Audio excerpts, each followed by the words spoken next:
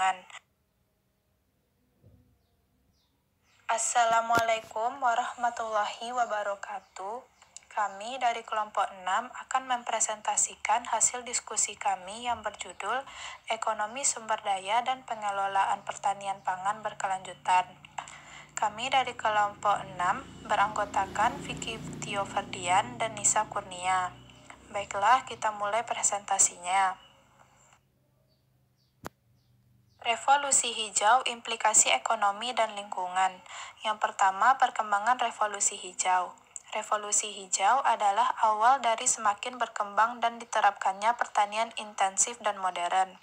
Pertanian intensif modern diberikan oleh penggunaan metode teknologi pertanian yang maju dan modern, melibatkan modal yang besar bagi input pertanian, khususnya input luar negeri, agar mencapai hasil persatuan lahan dengan efisiensi maksimum yang memungkinkan. Secara historis, perkembangan revolusi hijau terjadi sebagai akibat dari interaksi atau hubungan erat antara pengembangan teknik yang dihasilkan oleh perkembangan ilmu dan teknologi yang terjadi sejak Perang Dunia Kedua. Seperti yang sudah diketahui, sumber daya yang dimanfaatkan dalam kegiatan produksi pertanian terdiri atas dua jenis besar, yaitu yang pertama, sumber daya internal yang meliputi sumber daya alam seperti tanah, air, dan tumbuhan asli pada lokasi produksi. Yang kedua, sumber daya eksternal yang merupakan bahan-bahan yang didatangkan dari luar seperti diesel, traktor, pupuk, pestisida, dan bahan kimia lainnya. Kedua, implikasi ekonomi. Penggunaan input dalam pertanian intensif modern merupakan faktor vital terhadap peningkatan hampir 3 kali lipat produksi makanan global yang telah dicapai sejak Perang Dunia Kedua. Penggunaan varietas unggul berproduksi tinggi mensyaratkan penggunaan pupuk yang banyak, air yang cukup, dan pencegahan perkembangan hama yang akurat. Pupuk menyediakan tambahan unsur hara tertentu, terutama nitrogen, fosfor, dan potasium pada tanah. Varietas tanaman yang responsif terhadap penggunaan pupuk ini bisa meningkatkan hasil secara dramatis jika air tersedia dengan cukup dan faktor-faktor lainnya mendukung. Akan tetapi, penelitian dan pengalaman menunjukkan bahwa ada batas bagi tanaman bisa menyerap unsur hara. Secara global, isyarat ini bisa diamati dari peningkatan produksi marginal dari setiap unit penggunaan pupuk marginal. Yang ketiga, implikasi lingkungan. Aktivitas pertanian menghadirkan sisi lain, yaitu dampak negatifnya terhadap lingkungan jangka panjang. Masalah polusi udara dan air, erosi, kehilangan keragaman hayati, bahkan pemanasan suhu bumi atau pemanasan global adalah andil dari sektor pertanian baik secara langsung maupun tidak langsung. Selanjutnya, dampak lingkungan dari aktivitas pertanian terdiri dari yang pertama itu dampak terhadap lingkungan sendiri. Ada dua dampak utama dari revolusi pertanian terhadap lingkungan usaha pertanian sendiri yang meliputi yang pertama, adanya resistensi hama, musnahnya predator, dan perkembangan hama baru. Yang kedua, terjadinya degradasi lahan. Yang kedua, dampak terhadap luar usaha tani. Pertanian modern intensif mempunyai dampak negatif terhadap kegiatan luar usaha tani, seperti terhadap kesehatan manusia serta terhadap lingkungan sekitar. Dampak yang ditimbulkan oleh input, kimia, dan pestisida bisa terjadi dalam berbagai bentuk dan cara. Dampak itu terjadi selama proses pembuatannya, distribusi, penyimpanan, dan pemakaiannya pada kegiatan produksi pertanian. Selanjutnya, krisis ekologi utama di bidang pertanian. Yang pertama, erosi tanah. Erosi tanah merupakan salah satu masalah penting di bidang pertanian, khususnya dampaknya terhadap degradasi lahan. Masalah itu mempunyai dampak yang serius, baik terhadap kegiatan usaha tani itu sendiri maupun di luar usaha tani. Tingkat erosi yang tinggi bisa berpengaruh negatif terhadap produktivitas lahan dan meningkatnya biaya-biaya yang tidak perlu. Jika masyarakat tidak mencermati keberadaan biaya-biaya itu, masyarakat akan cenderung menaksir rendah biaya erosi tersebut dan menaksir terlalu tinggi biaya konservasi lahan. Yang kedua, polusi. Polusi atau pencemaran yang meliputi polusi air, udara, dan telinga telah mendapat perhatian yang meluas. Di bidang pertanian, kontaminasi bahan kimia telah menjadi topik penting dalam menganalisis interaksi ekonomi pertanian dan lingkungan. Hal ini muncul karena para ahli ekonomi pertanian serta pencinta lingkungan telah menyaksikan dan menyadari bahwa penerapan intensifikasi pertanian serta aktivitas pertanian yang berlebihan telah menimbulkan dampak lingkungan yang serius sehingga dibutuhkan langkah-langkah yang terpadu dan serius pula. Yang ketiga, kehilangan keragaman hayati. Salah satu penyebab berkurangnya keragaman hayati global adalah kegiatan deforestasi, baik akibat eksploitasi hasil hutan seperti kayu dan sebagainya, maupun perubahan fungsi hutan menjadi lahan pertanian atau perkebunan baru yang cenderung monokultur. Bahkan untuk kegiatan pengembalaan dan peternakan, akibatnya lahan bekas deforestasi ini hanya subur untuk waktu yang singkat dan akan menurun akibat usaha tani yang intensif. Alasannya adalah bahwa vegetasi yang menahan dan memperkaya unsur hara berkurang sehingga lama-kelamaan membuat lahan menjadi semakin miskin hara. Yang lebih penting, ancaman KKH justru terjadi pada pertanian itu sendiri. Yang keempat, efek rumah kaca dan pemanasan global. Pemanasan global bisa disebabkan karena peningkatan konsentrasi gas rumah kaca di atmosfer. Selanjutnya, analisis ekonomi sumber daya pertanian pangan. Yang pertama, alokasi sumber daya optimal. Alokasi sumber daya mengacu pada pemanfaatan sumber daya yang tersedia untuk penggunaan tertentu. Di suatu negara, sistem ekonomi berkaitan dengan mekanisme untuk mengalokasikan sumber daya. Ekonomi pasar tergantung pada penawaran dan permintaan untuk mengalokasikan sumber daya. Berbeda dengan ekonomi terencana di mana alokasi direncanakan secara terpusat oleh pemerintah. Dalam manajemen strategis, alokasi sumber daya adalah elemen penting dari rencana strategis untuk mencapai tujuan perusahaan. Alokasi sumber daya muncul karena sumber daya kita terbatas, sementara kebutuhan kita yang tidak terbatas. Dengan demikian, kita harus mengalokasikan sumber daya tersebut pada alternatif terbaik untuk memenuhi kebutuhan kita. Perusahaan menggunakan kombinasi input untuk memaksimalkan output dengan biaya terendah.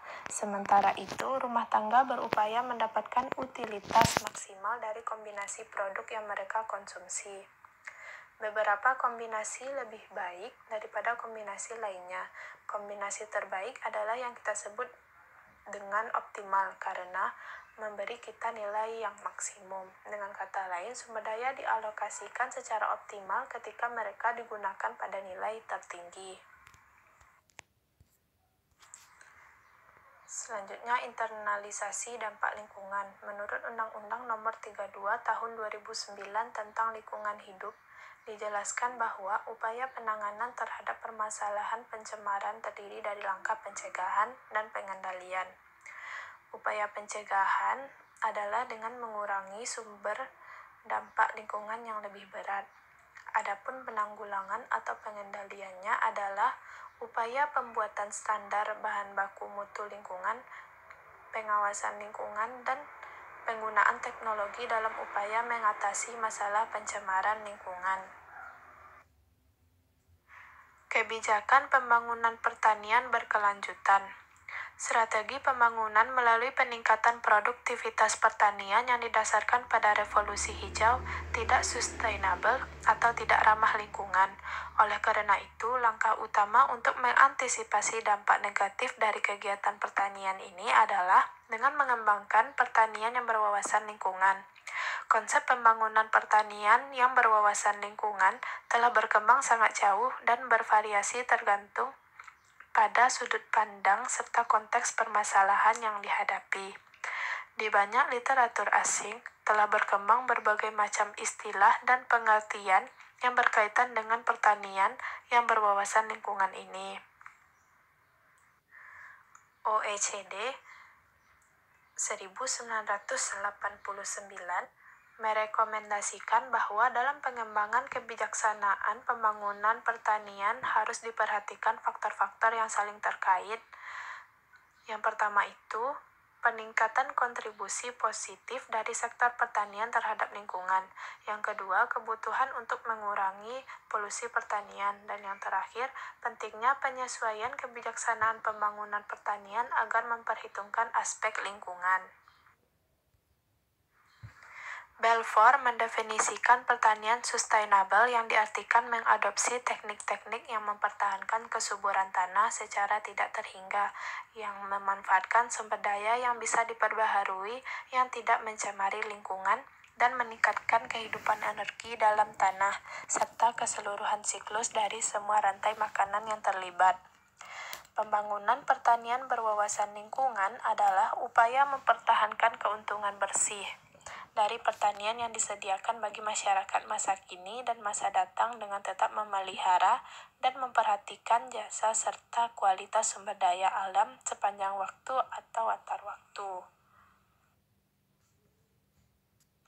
Pembangunan pertanian berwawasan lingkungan terdapat 5 kebijakan, yaitu yang pertama, instrumen pajak. Seperti yang sudah dijelaskan sebelumnya bahwa aktivitas lingkungan sering mempunyai dampak yang negatif terhadap lingkungan. Salah satu kebijaksanaan yang bisa ditempuh adalah diberlakukannya pajak lingkungan. Pajak atau denda bisa dipertimbangkan sebagai harga atau biaya yang harus dibayar karena mencemarkan lingkungan. Kebijaksanaan pajak diperkenalkan untuk menghindari atau mengatasi efek negatif dari lingkungan.